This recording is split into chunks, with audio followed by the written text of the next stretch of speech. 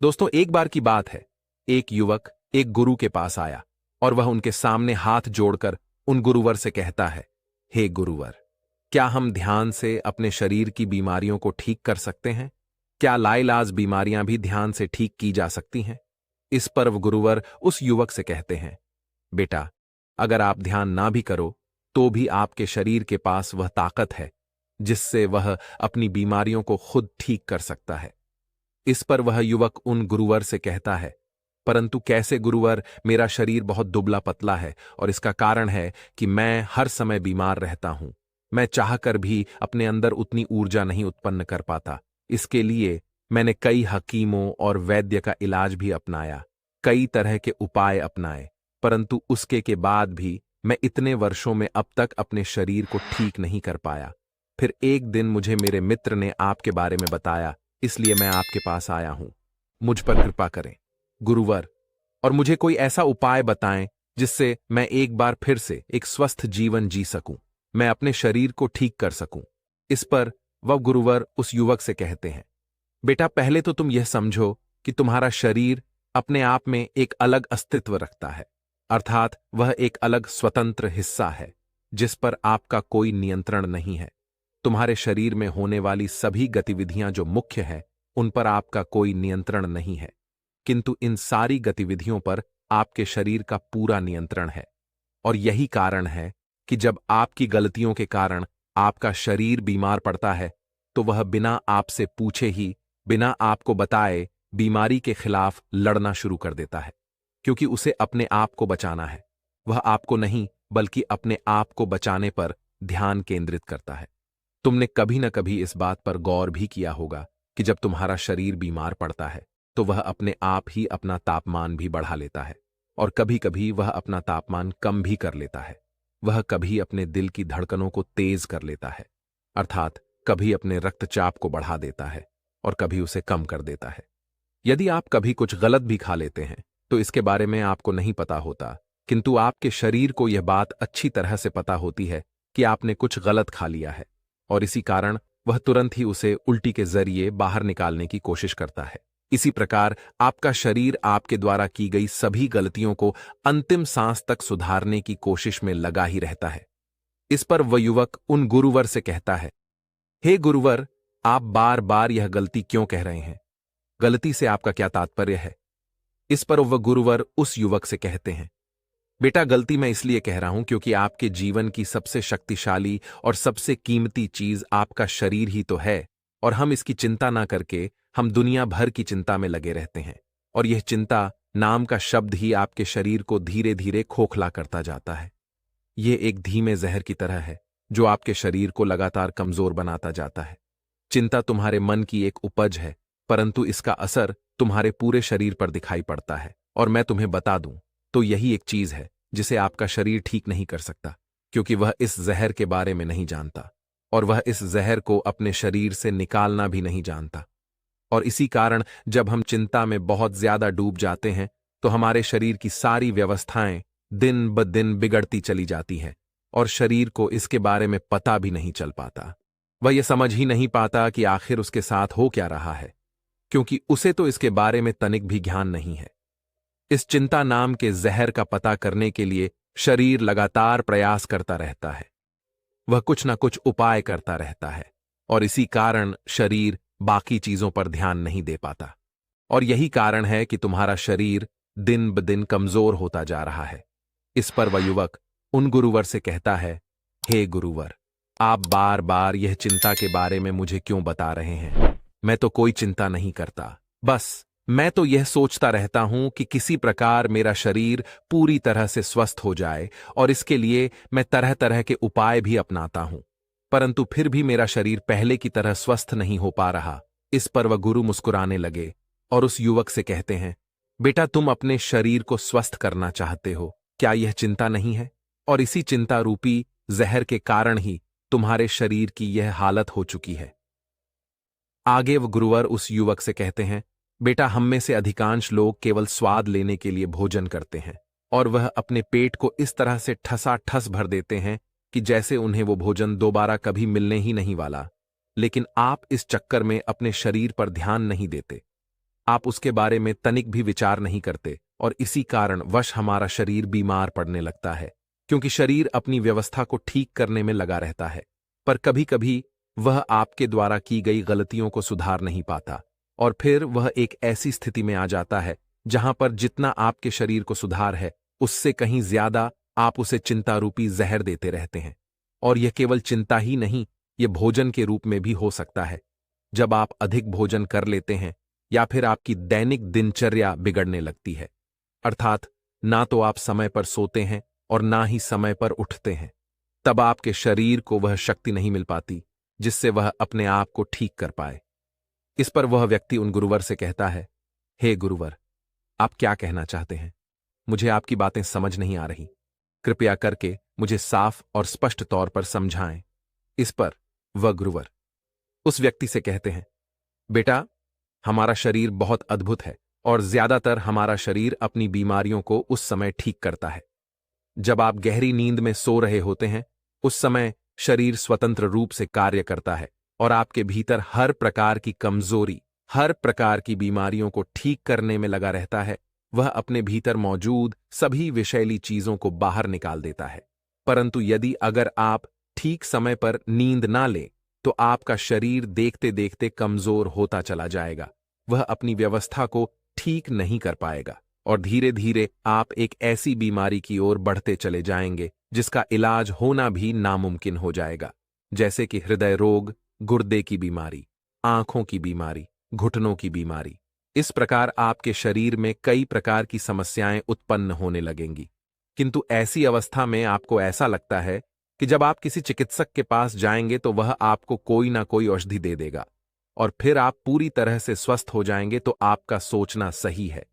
किंतु केवल कुछ हद तक वास्तविकता में अगर आप अपने शरीर के साथ ऐसी स्थिति उत्पन्न करते हैं जहां आपको किसी चिकित्सक के पास जाना पड़े, तब आप जानबूझकर अपने शरीर को कमजोर कर रहे हैं और दवा के रूप में भी आप उसे जहर ही दे रहे हैं। भले ही उन औषधियों को खाकर आप अच्छा महसूस करें, किंतु भविष्य में यह आपके लिए और भी नुकसानदायक साबित हो सकता है। इस पर वह युवक आस्थापूर्ण उन गुरुवर से कहता है, हे गुरुवर, यदि हमारा शरीर बीमार है तो क्या हमें चिकित्सक के पास नहीं जाना चाहिए? क्या हमें औषधियां नहीं लेनी चाहिए? इस पर वह गुरुवर उस युवक से कहते हैं, बेटा, मैं ऐसा नहीं कहता कि तुम्हें बीमार पड़ने पर चिकित्सक के पास नहीं जाना चाहिए, बल्कि मेरे कहने का अर्थ तो यह है कि हमें अपना जीवन ऐसा रखना चाहिए कि हमें बहुत कम से कम चिकित्सक के पास जाना पड़े। आगे वह गुरुवर उस युवक को समझाते हुए कहते हैं, बेटा, तुमने अपने बड़े बुजुर्गों में किसी न किसी के साथ ऐसा होते हुए देखा होगा कि भले ही वह बहुत बूढ़े हो चुके होंगे, किंतु अंत तक उन्होंने कभी कोई दवाइयां नहीं ली होंगी। वह अपने बुढ़ापे तक पूरी तरह से स्वस्थ रहे होंगे और ऐसे आपको कई सारे लोग मिल जाएंगे।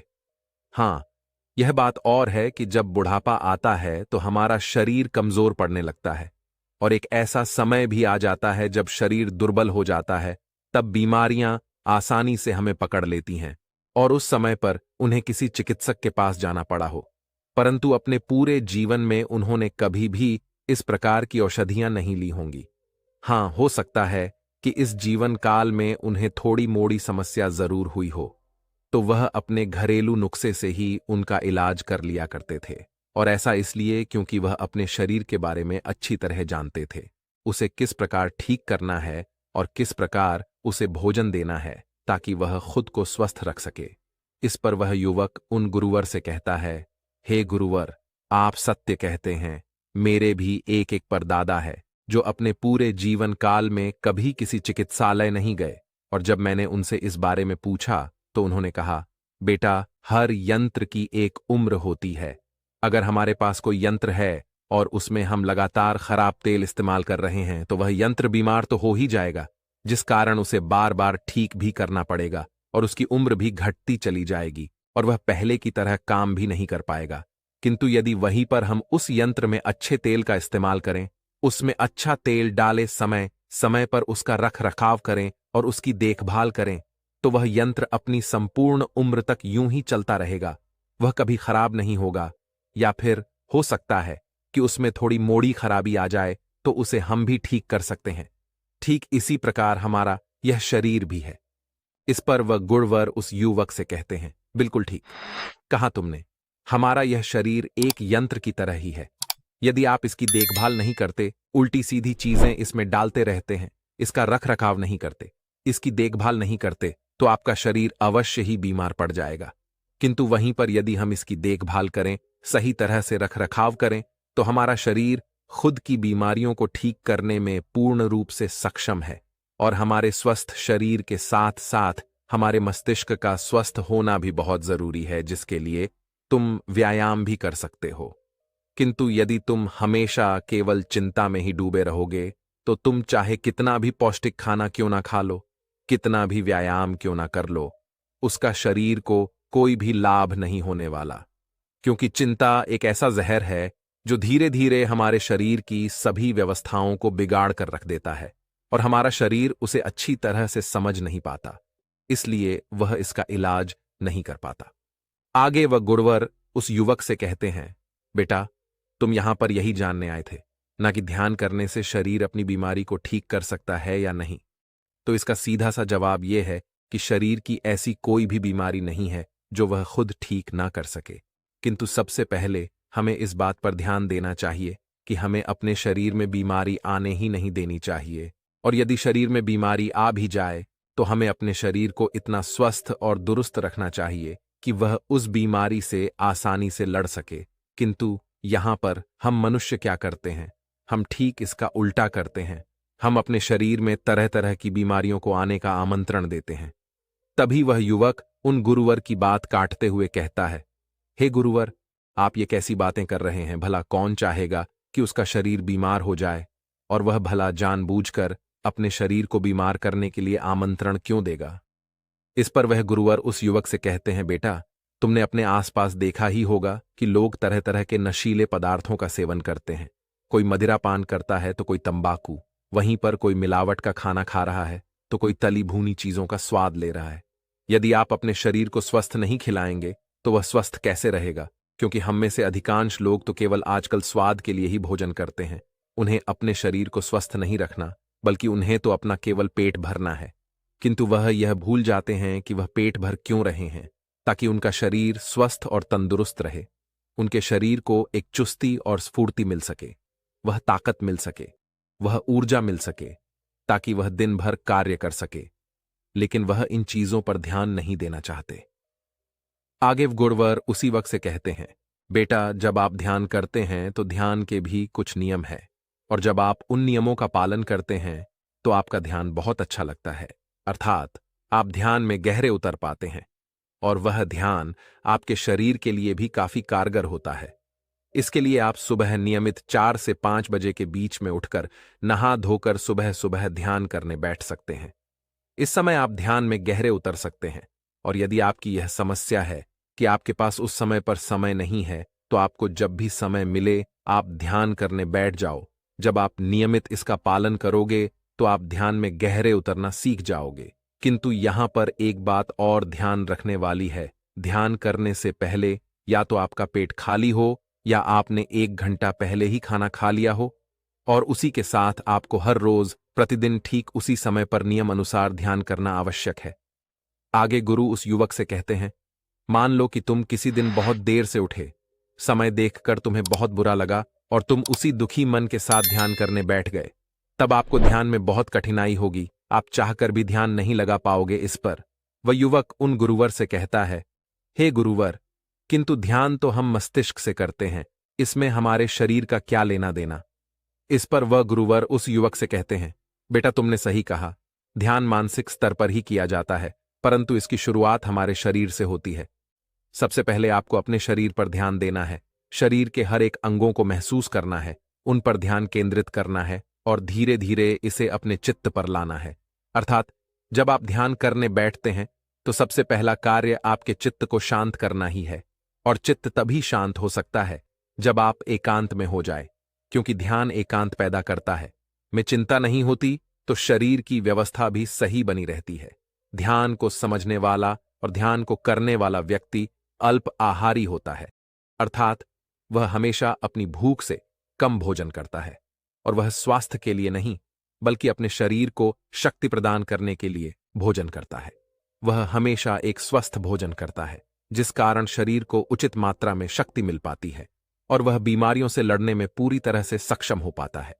इस पर वह व्यक्ति उन गुरुवर से एक और प्रश्न करते हुए कहता है, हे गुरुवर, क्या ध्यान करने से शरीर में मौजूद पहले से किसी भी बीमारी को ठीक किया जा सकता है?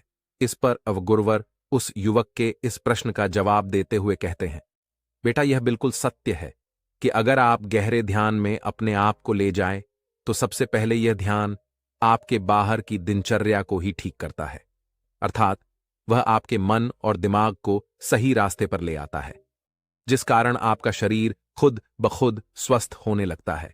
और यदि वह पहले से स्वस्थ नहीं है, तो वह खुद को ठीक करने की पूरी कोशिश करने लगता है, और ऐसी अवस्था में शरीर अपने भीतर मौजूद पहले से ही बीमारी को ठीक करने की पूरी कोशिश करने लगता है। जब हम गहरे ध्यान में होते हैं, तब हम अपने मूलाधार चक्र से शुरुआत करते हैं, जो ऊर्जा का भरा है। हमारा शरीर, हमारा मन, हमारा मस्तिष्क जो कुछ भी कर रहा है, वह अपने मूल आधार से उत्पन्न थोड़ी सी ऊर्जा से ही चल रहा है। परंतु अगर इसकी ऊर्जा को एकत्रित किया जाए और उसे ठीक प्रकार से इस्तेमाल किया जाए, अर्थात क्रोध ना किया जाए, नफरत ना की जाए, लालच, इच्छा और कामना में ना फंसा जाए, बल्कि उसकी ऊर्जा को एक सात्विक तरीके से उसका इस्तेमाल किया जाए और अपने ध्यान को और गहरा बनाने की कोशिश की जाए, तब हमारा शरीर उस स्थिति में पहुंच जाता है जिस स्थिति में वह सोते समय होता है। और भले ही हमारा शरीर उस समय उस स्थिति में केवल छोटे से समय के लिए होता है, परंतु वह खुद को भयंकर से भयंकर बीमारी से लड़ने के लिए तैयार कर पाता है। नींद से वह समय बहुत छोटा सा होता है, परंतु ध्यान में ऊर्जा भी बहुत अधिक होती है और वह समय भी अधिक ही होता है। और ऐसी अवस्था में शरीर को अपने आप को ठीक करने के लिए बहुत अधिक समय भी मिल पाता है, और ऐसी अवस्था में शरीर अपनी बड़ी से बड़ी बीमारी को ठीक करने में पूरी तरह से सक्षम हो पाता है। इस पर वह युवक उन गुरुवर से कहता है, हे गुरुवर, तो इसका अर्थ क्या हुआ? यानी कि मेरे शरीर में जो भी बीमारियां हैं, यदि मैं उसे ठीक करने के लिए ध्यान करूं, तो मेरा शरीर ठीक हो जाएगा। इस पर वह गुरुवर उस युवक से कहते हैं, बेटा, ध्यान के कुछ नियम हैं। मान लो जो भी तुम्हें बीमारी है और तुम ये सुन लेते हो कि ध्यान करने से हम अपनी बीमारियों को ठीक कर सकते हैं, हमारा शरीर पूरी तरह से स्वस्थ हो सकता है, तब ऐसी अवस्था में जब तुम ध्यान करने बैठोगे तो तुम्हारा सारा ध्यान बीमारी की ओर ही होगा, और ऐसी अवस्था में तुम्हारा ध्यान गहरा नहीं हो पाएगा और ना ही तुम्हारा चित्त शांत हो पाएगा। तुम्हारा तो ध्यान केवल अपनी बीमारी को ठीक करने में ही लगा रहेगा, और ऐसी स्थिति में तुम्हारी बीमारी के कारण तुम तनावग्रस्त होने लगोगे, चिंताग्रस्त होने लगोगे। ऐसी अवस्था में ना तो तुम ध्यान कर पाओगे और ना ही अपनी बीमारी को ठीक कर पाओगे, बल्कि ऐसी अवस्था में तुम अपनी बीमारी को और भी बढ़ा लोगे, क्योंकि ध्यान का असली मतलब शून्यता होती है। यहां कोई लालच नहीं, यहां किसी प्रकार का कोई स्वार्थ नहीं होता। और जब आप ऐसे गहरे ध्यान में उतर सकते हैं और उस यात्रा को शुरू कर सकते हैं जो खुद को खोजने में की जाती है, तो आप मन पर काबू कर सकते हैं, इंद्रियों को नियंत्रण कर सकते हैं, कम से कम अपने मूलाधार चक्र से ऊपर उठ सकते हैं।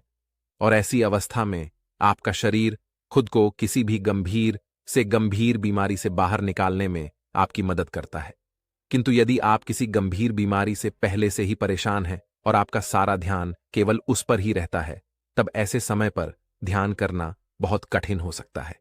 इसलिए हमें सबसे पहले यह ध्यान करना चाहिए कि ध्यान ना भी करें तो भी चलेगा, परंतु अपने शरीर का पूरा ध्यान हमें रखना चाहिए। केवल स्वाद करने के लिए भोजन ना करें, बल्कि अपने शरीर को अच्छा और स्वस्थ खाना खिलाए, जिससे वह पहले से तंदुरुस्त होने की पूरी कोशिश कर पाए। आगे वरवर उस युवक से कहते हैं, बेटा, क्या तुम जानते हो, तुम्हारे शरीर की कई सारी बीमारियां केवल एक छोटे से नियम को अपनाकर ठीक हो सकती हैं, और वह है स्वास्थ्यवर्धक खाना खाकर। इस पर वह युवक उन गुरुवर से कहता है, हे गुरुवर, स्वास्थ्यवर्धक खाना, इसका क्या अर्थ हुआ? इस पर वह गुरुवर उस युवक से कहते हैं, बेटा, तुमने कई सारे महान लोगों को देखा होगा, महान अर्षियों को देखा होगा। वे लोग केवल दिन में एक ही बार भोजन करते हैं, रात को वह भोजन नहीं करते, वह भोजन भी अल्हार करते हैं, अर्थात जितनी उन्हें भूख होती है उससे वह कम ही भोजन करते हैं। ऐसा करने से आपके शरीर की कई सारी बीमारियां यूं ही समाप्त हो जाती हैं, जैसे सांस संबंधित बीमारियां, दिल की बीमारियां, कुर्ते और हाथों की ऐसी कई सारी बीमारियां हैं जो अपने आप ही ठीक हो जाती हैं। और साथ ही अगर आप अपने शरीर से पसीना बहाते हैं, कोई भी व्यायाम करके मेहनत करते हैं, तो आपका शरीर दिन बदन मजबूत होने लगता है और वह किसी भी बीमारी से लड़ने के लिए तैयार हो जाता है। और ऐसा व्यक्ति बहुत कम बीमार भी पड़ता है। आगे वो गुरुवर उस युवक से कहते हैं, बेटा, तुम यहां पर यही जानने आए थे न? क्या ध्यान करने से एक बीमार व्यक्ति स्वस्थ हो सकता है? तो इसका जवाब है हां। परंतु क्या तुम ध्यान लगाने के लिए तैयार हो? क्या तुम अपने सारे लालच, अपना सारा स्वार्थ छोड़ने के लिए तैयार हो? क्या वर्तमान